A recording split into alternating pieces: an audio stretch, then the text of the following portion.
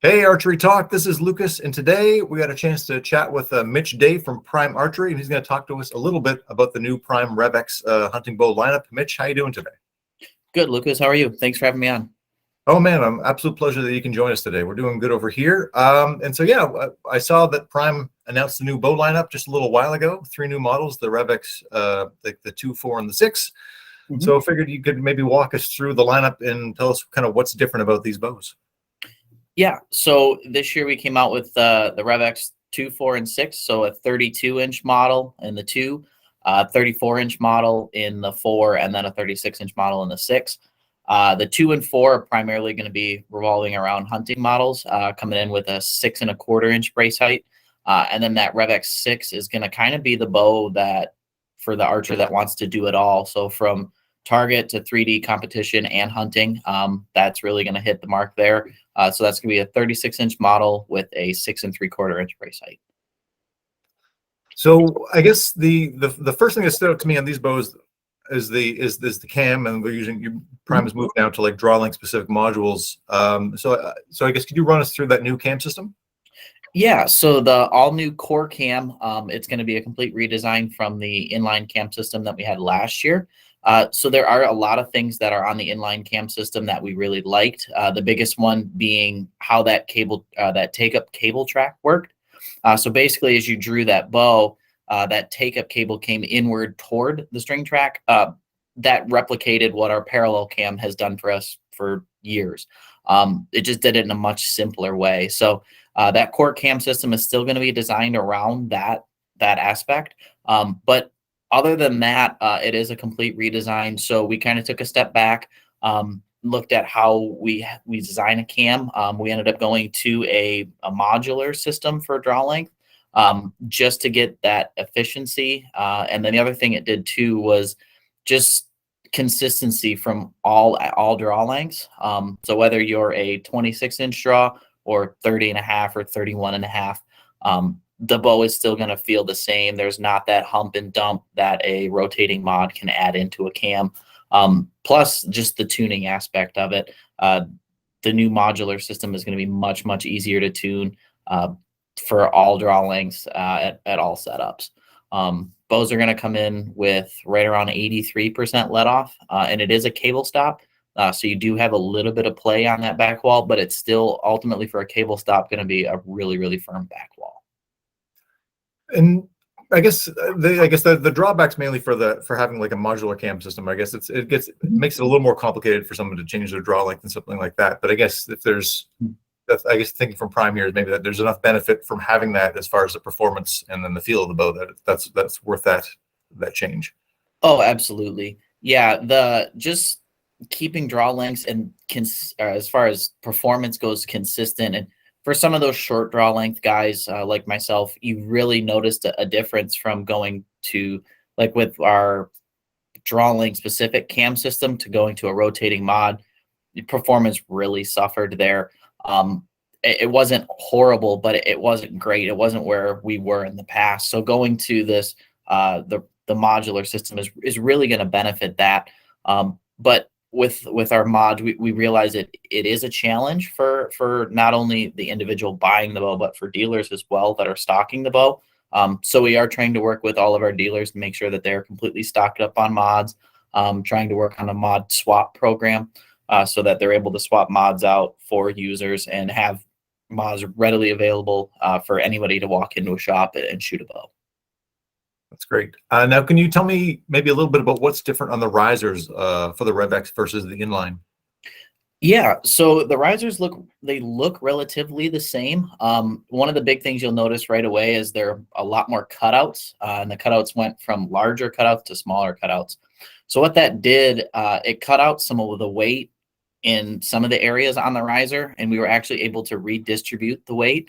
What that did is it gave us a stiffer riser, and it picked up that mass weight just a touch. So it really quieted down the bow, and there's a lot less hand shock and vibration on the shot. So that's one of the big changes there. We did make a change on the string stop as well. That's something that we've had a lot of feedback on over the years. Going to just a different material on the string stop itself, just the rubber. We went to a little bit of a a softer rubber. So that's going to help pick up some of that vibration, just absorb that. And then going to we used to have a fiberglass string stop. We've gone to a carbon woven string stop, which is going to be much stiffer than that fiberglass. So that's going to pick up some of that noise and vibration as well. And then one of the big changes too, that we just talking to a lot of individuals, they didn't like how the back bar mounted on the other bows. Having it mount on the inside of the riser wasn't the most user friendly. It took a long time to install. So we actually added a bushing to the back of the riser, so it's much more easy to install. Then there's no marring on the finish or anything like that. So overall, not huge changes, not leaps and bounds, but a few of the smaller tweaks that I think are going to make a big difference in the long run. When it comes to like drawing the books, I haven't had a chance to shoot one yet. Is there a notable difference as far as like your drawing, for example? That's the one you're shooting, between this bow and the inlines of the similar size? Yeah, so with the inline, you definitely noticed a little bit of a hump at the back end. Part of that, it does factor in, like I mentioned, at different draw lengths. But for me, shooting the bow, 27.5 is what I'm sitting at, 28 roughly. It's a very smooth transition. The front side of the draw cycle is going to be fairly similar, but I do feel the Rev-X is just a much smoother transition in the back wall. There's not a hump or a dump. There's not a huge peak at the start of the draw cycle as well.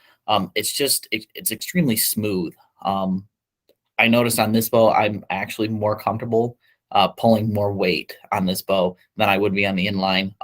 And that's kind of one of the tests we used internally, was just allowing people to shoot a bow and having them kind of guess what the weight was.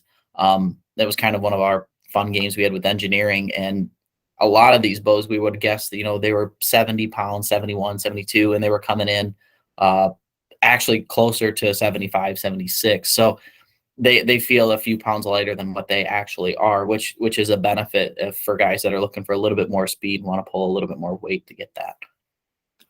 So Prime, it seems all the time, will come out with like the multiple sizes with the bows. They'll always have like, something, a shorter one, then a mid one around 33, 34. Is there, what was, when it comes to consumers buying this, do you sell a lot more of like the 32 and lower sizes than you do of the mid-sized ones, the 33, 34s?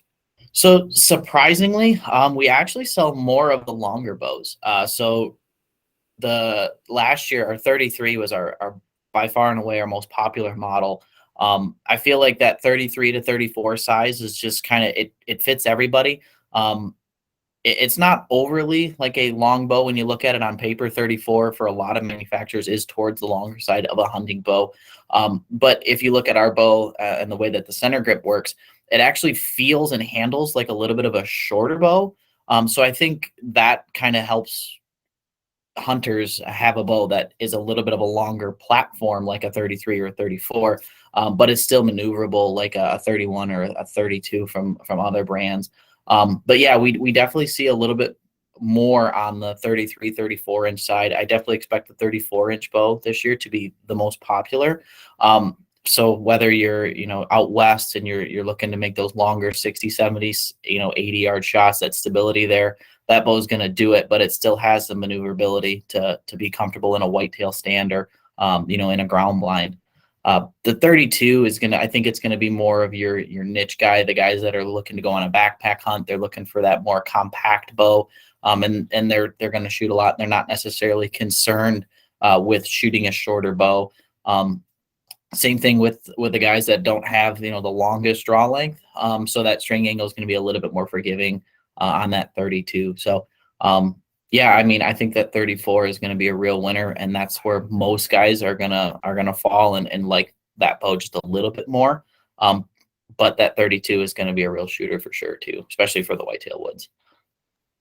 I guess last thing I want to talk about is where you're at as far as production goes. Like, are these starting to show up on dealers? Are you guys kind of like, are dealers able to collect their orders they put in now, or how long of a process do you think until people can start buying these in shops when they want to go buy one? Yeah, so the 34s are actually in most shops. All of our dealers that have placed orders should have at least one bow in stock, if not multiples at the moment. 32s are going to begin shipping to dealers here in the next week or so.